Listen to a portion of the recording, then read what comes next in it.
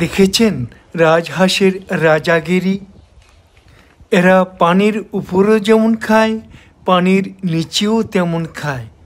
এই যে প্রায় 2-3 হাত মাটির নিচে, পানির নিচে মাটি থেকে খাবার সংগ্রহ করছে, ওরা ঠিকই খাবার খাচ্ছে।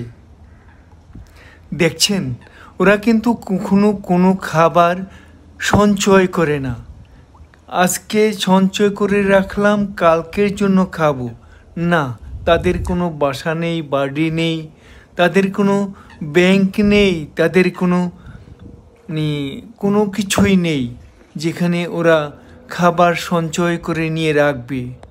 ওদের খাবার আল্লাহ দিয়ে রাখছে এই প্রকৃতির মধ্যে।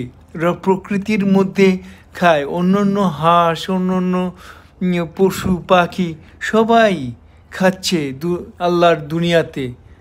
কেউ কিন্তু কোনো সময় সঞ্চয় করে না, একমাত্র মানুষ ছাড়া। মানুষই আজকের খাবার কালকে কি খাবে তাই গ্রহণ করছে। কিন্তু এই রাজহাঁসের কাছে কিন্তু কোনো ছোট পাখিরা আসে না, কারণ তারা রাজা।